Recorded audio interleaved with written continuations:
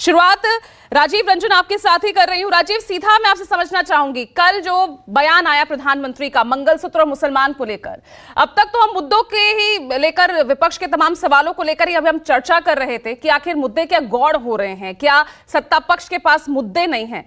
लेकिन इन मुद्दों की बात करते करते फिर से क्या लड़ाई एक बार 2024 की हिंदू मुसलमान पर आ गई है क्या?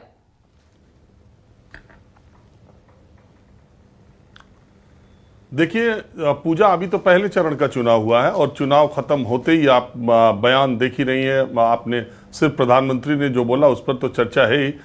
कल जो रांची में विपक्ष ने जिस तरह की अपनी एकजुटता दिखाई, जो रैली में बातें कही गई, देखिए मैं हमेशा आपसे कहता हूं और हमेशा कहता रहूंगा, इस देश में विकास की बात, सबका साथ सबका विकास, इंफ्रास्ट्रक्चर डेवलपमेंट, तीसरी अर्थव्यवस्था, पांचवी अर्थव्यवस्था, ये कहने वाली बातें हैं, इससे वोट नहीं मिलता है। 2004 में भारत उदय यात्रा जब आडवाणी जी लेके निकले थे, उस यात्रा में मैं कन्याकुमारी से कश्मीर तक शामिल था और द्वारका से लेकर के पुरी तक शामिल था। पूरी भारत उदय यात्रा में मैं साथ साथ था।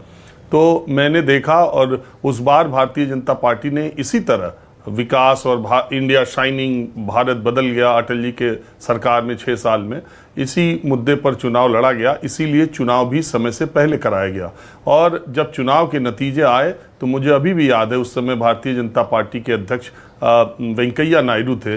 तब वो जो अनौपचारिक बातचीत पत्रकारों से होती है, 20 साल हो गए और बहुत वक्त हो गया तो मैं ये बात कोट कर रहा हूँ, तो अनौपचारिक बातचीत में पत्रकारों से उन्होंने कहा कि इस देश में विकास कभी चुनाव का मुद्दा नहीं हो सकता और विकास के मुद्दे पर चुनाव नहीं लड़ा जा सकता, ये बात क्लियर है।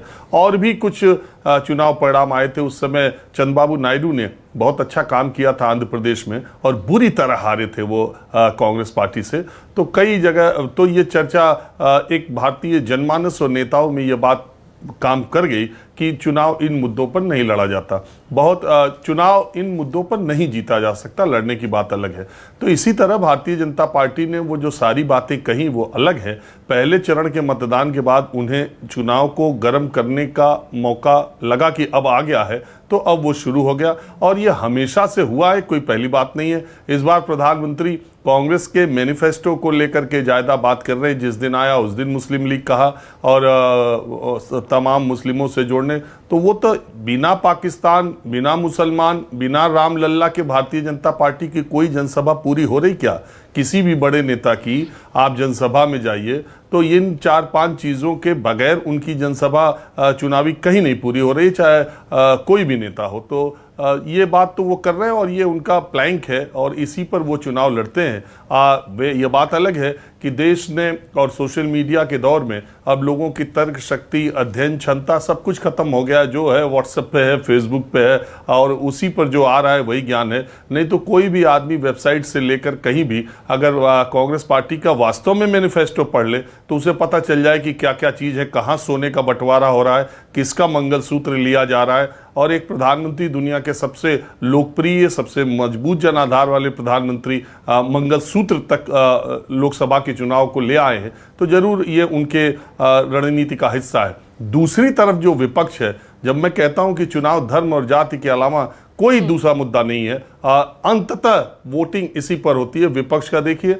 अखिलेश यादव बार बार पीडीए कहते हैं, बार बार पीडीए कहते हैं। वो पीडीए का मतलब कई बार वो अलग नाम देते हैं, लेकिन दरअसल वो पिछड़ा, दलित और अल्पसंख्यक की बात करते हैं। राहुल गांधी किसी भी अपनी जनसभा में जातिगत जनगणना बोले बगैर नहीं रुकते हैं। और इसी तरह से जो इंडिया गठबंधन के नेता हैं वो बार बार जातिगत आधार पर, जातियों के समीकरण, जातियों की बात करके इस चुनाव को अपनी तरफ मोड़ना चाहते हैं। ये बात डेवलपमेंट की, विकास की, दुनिया को आर्थिक शक्ति बनाने की, बेरोजगारी की, महंगाई की, ये सब बोलने के मुद्दे हैं, डिबेट के मुद्दे हैं। अभी दोनों पार्टियों के जो चारों प्रवक्ता है, देखिएगा आप कितनी बड़ी बड़ी बातें।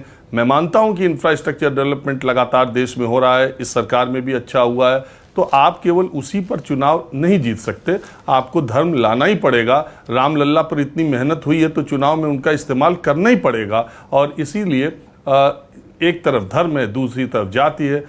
धर्म के आधार पर लड़ने वाले 85-15 का दूसरा नारा देते हैं, जाति के नाम पर 85-15 का जो राजनीति करते हैं वो दूसरा नारा देते हैं। अब देखिए कार्ड किसका चलता है, 2 बार धर्म तो जाति पर 20 ठहरा है। बिल्कुल, ये देखना होगा कि इस बार कौन सा कार्ड है इस बार चलता है और जनता किसके साथ नजर आती है।